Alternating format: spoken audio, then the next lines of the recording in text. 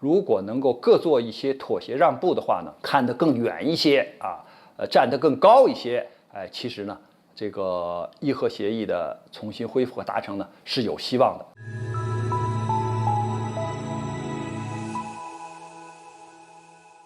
大家好，我是曹卫东。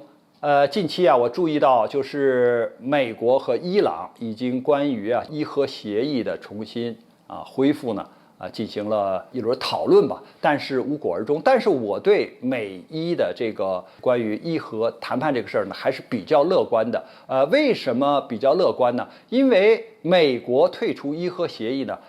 当时呢是在特朗普政府的时候呢，单方面做的一个事情。那么他想通过所谓极限施压，或者对伊朗的制裁呢，把伊朗压垮，让伊朗呢按照美国的意图重新签署这个伊核协议，也就是伊朗完全要顺从美国的意志签一个新的协议。那么在签这个新的协议里边，就是美国向伊朗提出了一些非常苛刻的条件，就是本来伊核协议应该是限制伊朗发展核武器，就是你的核研发不要用于军事的目的，而是用于和平的目的就可以了。因为伊朗说，我应该和其他国家有相同的权利，就是和平利用核能。那现在我遵守了这样的协议，而你美国却单方面的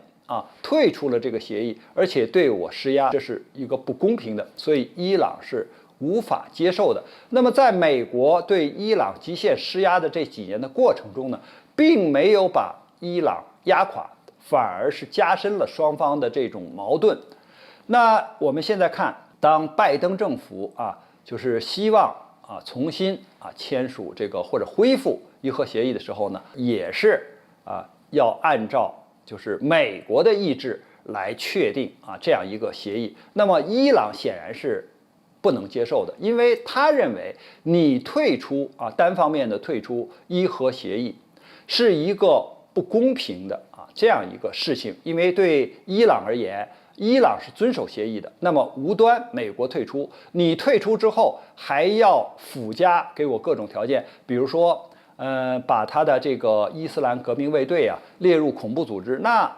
他说了，这是一个国家的军队或者是这个武装政权，你怎么能够把它判定为或者划定为这个恐怖组织呢？所以这显然是一个强加给伊朗的不平等的这么一个条件。还有呢，就是伊朗不能够发展它的这个卫星或者是火箭这种试验。那么伊朗说，发射卫星用于和平环境，比如说通信呢，我为什么不能进行这样的试验呢？所以这个也是伊朗不能接受的。而且伊朗说呢，像你美国这样反复无常今天签署协议，明天就无端的退出，那你在恢复这个协议的时候，也应该遵守这样的协议，就是你这次如果重新复签了或者回到了伊核协议里边来，你要保证今后你不能这样出尔反尔。那美国可能也做不到，因为它是两个党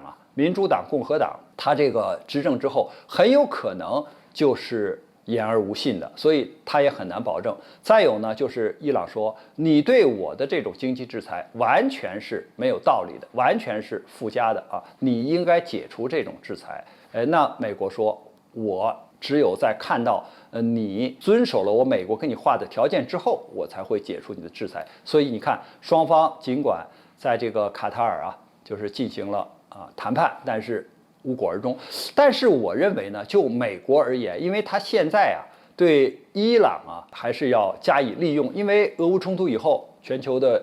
油料就是石油价格、天然气价格是上涨的。那么伊朗它毕竟也是一个石油的输出国那也可以就是解决俄罗斯现在石油、天然气不能出口的带来的一些短缺，那可以从这个方向呢就是弥补一下。还有一个呢，这个美国现在它树敌太多就是到处是敌人，那他也可能管不了这么多的事情就是你都是敌人，你怎么去极端的制裁、极限的施压？伊朗被压了这么多年，也没有被压垮呀，所以他也可能顾不过来。还有呢，就是这是美国一个单方面的行动，因为签署这个协议的时候还有其他国家呀，包括这个英国、法国、德国。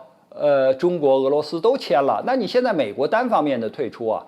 是你自己言而无信呢，所以这样的话呢，他也这个处境比较尴尬。所以如果美国做一些让步啊，本来他这些条件就是一个附加的或者是额外的节外生枝的，那他现在退出来之后呢，比如说把人家的这个像这种军队啊，就是伊斯兰革命卫队不作为恐怖组织，或者是说允许它和平利用核能，允许它就是和平发展的相对一些发射卫星或者一些试验呢，应该是它并没有任何的损失，但是呢，可以缓和美伊的关系，可以解决就是它当前遇到的很多的这个矛盾，实际上对它是有好处的，但是呢，这个它也受到了就是共和党的这种反对，那。我看呢，伊朗呢，因为老是受到美国这种无端的制裁，对它的经济特别是其他的综合的国力的这种发展呢，还是有很大影响的。所以，如果双方各做一些妥协呢，实际上这个美国重返伊核协议呢，还是可以实现的。所以从现在看呢，虽然没有达成协议，但是通过后面就是整个国际局势的变化，还有就是美伊呢。如果能够各做一些妥协让步的话呢，看得更远一些站得更高一些，其实呢，这个伊核协议的重新恢复和达成呢是有希望的。关于这个话题呢，我们今天就聊到这儿，感谢大家关注本栏目，我们下期节目再见。